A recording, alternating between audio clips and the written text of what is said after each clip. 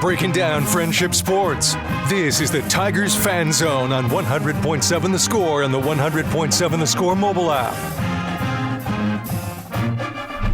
Welcome back in. I'm Randy Rosetta, this 100.7 The Score. We're in the high school fan zone. We're still going to talk about football because now we have the Friendship Tigers in here talking about their playoff game. Jay Northcutt's with me. Hudson Page is with me. Quaid Farris is with you. Brought the frontliners here. I appreciate that. We did. These two are probably they're going to have good nights on Friday. Let's leave it there. We're counting on it for You're sure. going to have a lot of guys have a good night. You guys play El Paso Eastwood, which this is, I think we talked earlier this week, El Paso football is not the old El Paso football that you grew up on when you didn't have to worry about them. This is a really good team you guys are playing. 7 p.m. Friday, Conquest Stadium. That'll be on 97.3 FM. But they're also playing a really good team. And I think Hudson talked about this the other night after the game. You guys get to go in there with a chip on your shoulder because they may not think this is the same old Friendship. I've watched you guys enough. You're still the same old Friendship. Just some things haven't gone your way this year. Yeah, they're a team that's 9-1. They swept their district. Their only loss is to a team out of California that's ranked in the nation. So they've had a really, really good year, and they kind of, I think, established themselves as a program out there that is pretty dominant in the 6A El Paso area, for sure. And I know they're going to have a mean on for us because 2 years ago they were the district champs, in their district, and we went in and ended their season. So I know they're going to be highly motivated for us. I don't think they'll take us lightly at all, because they know that 2-6A year in and year out, when we meet up in the first round of the playoffs, they're always facing a pretty tough 2-6A team. So I'm not counting on them taking us lightly at all, and we're not taking them that way, for sure. So it's going to be a challenging game, and as always, we're looking forward to it. Quaid, have they told you what the score was 2 years ago? Like 80-something to 50 or something like that? 87 to 58. I don't know if that was the longest game I've ever covered, but it was in the conversation. Yeah. It was 87 to 58. Two ambulances had to come out at some point. Was there a delay of any other kind? That would just that, I believe. And it was basketball on a football field, just back and forth. It was an entertaining game, and I hate the kids that got hurt. I don't like that part of it. But you ready to fling the ball around, score 87 points if you need to? Yes, sir. I sure hope we score 87 points. That would be great. I've never known a quarterback who didn't want to try to put it. I'm going to guess if I ask Hudson, that answer might be a little bit different. I'm going to guess you would like to not give up 58. That is correct. Yeah. I can understand that. Now, some of those points came late that year, but you guys didn't. What impressed me that night, and I went back and read my story, is you guys had to keep playing, and they did. Sometimes high school guys, you get up, I think you were up 4 touchdowns in the fourth quarter, and all of a sudden your guys played as hard on the last play as they did any other play. We talked about that the other day. That's kind of that goes back to Bobby Davis in the early 80s. Friendship, you're going to play hard. Yeah, that's definitely the expectation, and you're going to play hard because we're playing to win, and in that game 2 years ago, they had a really explosive offense, and we scored a lot of points, but it was to make sure we won the game because they were really, really explosive on offense, and they're good again this year on offense. I feel like that's the strength of their team is their offensive unit, and they've improved on defense. So going to be a good team we're facing. All right, so let's throw the onus on you there, Hudson. They are? I looked at their numbers. They're legit. Your offense is still good. It's just different good now. Defensively, what do you guys have to do to come out and I know you don't want to give up 58 points. What do you have to do to keep them in check? We're going to have to stop the run. I think they have some pretty good running backs, and we're going to have to affect the pass, sack the quarterback, don't let him throw. And if they do throw, our DB's got to cover. I'm trying to remember, were they run-oriented 2 years ago, or did they like to throw it too? They're spread, but they're pretty balanced run and pass. They're primarily a one-back team. They'll get in some two-back, but they're a team that wants to spread you out to run it, and then they're effective enough with their passing game to really keep you honest and take advantage of that. All right, now you're up, Quaid, because like I said, because of injuries, your offense is different. It's still effective. You had some hiccups the last couple of weeks. What do you guys have to do? Do you have to do anything differently, or just get better at what you're able to do now? I think we just need to play with confidence and then execute the game plan and run the play that's called. And then obviously I think this week we're going to try and run the ball a little bit more and hopefully Dunkerson can get in the end zone a couple times like Odessa High. Well, that worked out pretty well. Jay, you had a great quote. I think it was 2 weeks ago after the Permian game. You said we have to learn what we're good at with this, what our team is now, because you lose that many receivers, including a guy who's, and I've said this on social media, is as good as football players I've seen in 7 years. You have to adjust a little bit. You've had a couple weeks now. I'll use the cliche. Everybody's 0-0. I think we talked about that the other night. Everybody's got to be. How is this team starting to kind of figure that out now? Well, I think we've had a couple weeks here where we've adjusted some positions. And as you've mentioned, we lost Chase, but we've also lost a couple other receivers, and so I'm not sure anybody realizes that because they see that Chase is gone, and it's like the next guy up. Well, that's great, but next guy up times 4 is a little bit tricky. Sure, and so not only did we lose those people, we have shuffled some around from different positions. Hayden Wilson was an inside receiver, and he's been playing outside, and we've done that with a couple other receivers as well. Graham Stevens has played just about every position I think that you can play at this point.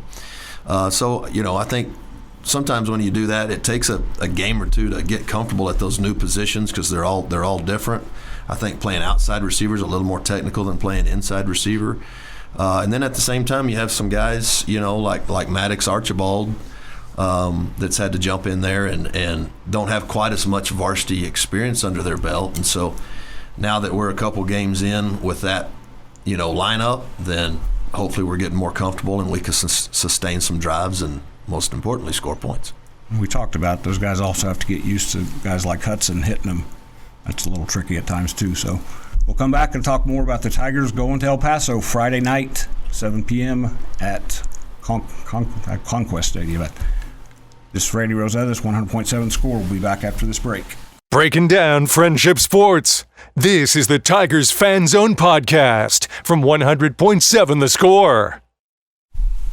Welcome back in. We've got one more segment of the Tiger Fan Zone. I'll make sure I get this right because I've crisscrossed my playoff games there earlier. 7 p.m. Friday, our time. Friendship against El Paso Eastwood at Trooper Stadium. And I just looked on the map. I was trying to figure out where all the different stadiums. You have to go way into El Paso to get to Eastwood. That's 7 p.m. They'll be on 97.3 FM. Keith Patrick, Paul Tubbs, David Collier. I don't know who your stat guy is. I think Braden Tomlinson's still on the IR. If you're listening, Braden, get better out there. Listen to your doctors. You and Paul Page need to make sure you're following doctor's orders. That's a long trip, but Hudson, what's the best way to make that a good trip? A win. Yep. That worked out 2 years ago, didn't it? Yes, sir. And how do you guys do that? What's the magic formula? I think we just need to treat the long trip as just like a regular away game. It's going to be longer than our usual games, but we're staying the night there, and we just need to be ready. Quaid, you've been in playoff games. Did you have any 6-hour trips to play a playoff game before? No, sir, definitely not. But it was definitely a little colder in our playoff games. Yeah. Oh, yeah. And it's going to be summertime down in El Paso. So I mentioned before the break, not that you've added it. It's been an addition this year. In part, that's because you're dealing with some physical stuff, but you're running the ball a little bit more. Yes, sir. And you told me this summer, you said, I've got a little bit of speed. I've seen a little bit of it, and I'll pull the curtain back here. Coach told me that you told him the other day, if you need to run it 30 times, you'll run it 30 times. I would guess that would catch Eastwood off guard a little bit. Yeah, I would say so. I mean, if they're going to play the pass and I need to run the ball for us to win, then that's what I'll do. And I know Coach, was it Legacy, the long one? Mm-hmm, yes, sir. Was that spur of the moment, or was that it's time to go? Well, we called a play, and I saw their middle linebacker and another dude run with Peyton, who I was supposed to throw the ball to, and I was like, it's 4th down, I need to get the first, and then getting the first turned into running to the end zone, and Hayden got me a good block where I could score. So. And then I think I've mentioned this to you before, I didn't know if you were coming back. It was like you just kept going for a while. I thought you better come back. We're going to need you at some point here. So you see what I'm wearing here. Patrick's first few years, he didn't run very much, and now he's like the Chiefs' biggest running threat. I want you to be healthy, but I want to get you, Jay. I know you don't design a lot of runs for quarterbacks, but how has that changed things up for you a little bit? Well, anytime the quarterback can run, then that changes everything, and Quaid can run. He's shown that a couple times, and he may show it a whole bunch more, this week. We haven't had a lot of design runs for him. When we do, it's very, very selective, and at times where we really feel like we need to run him. And I think when you have an offense like ours where you rely on throwing the ball a bunch, you really have to be selective when you do, have your designed quarterback runs. But Quaid's definitely a run threat, maybe a lot more than people think.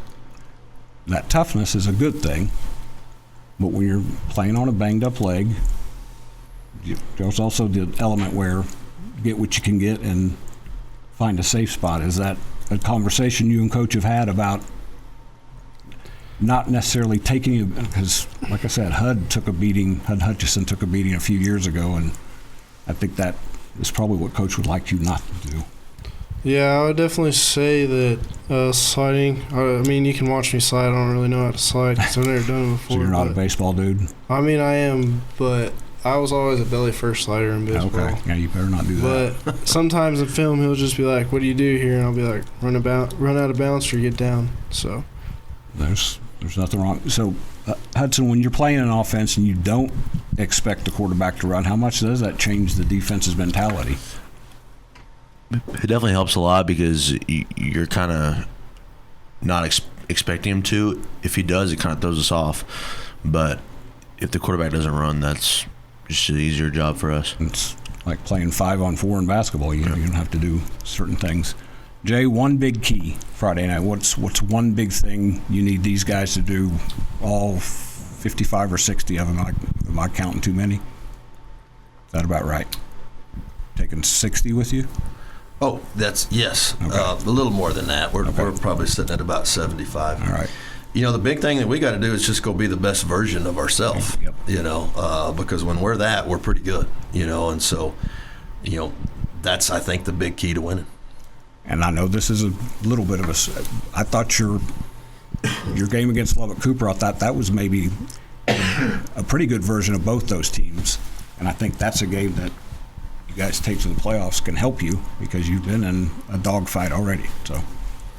Yeah, no doubt. We've had our share of dogfights where we've come out on top, and we've had some where we didn't, like in the Cooper game. But all you can really ask of a team, and all they can ask of themselves, is to, no matter what, you keep playing the next play and you keep putting yourself in a position to win. They get the chance to do that 7 p.m. Friday at Trooper Stadium against El Paso Eastwood on 97.3 FM. That wraps us up in the Tiger Fan Zone. We'll be back after this break in the Pirate Fan Zone on 100.7 The Score.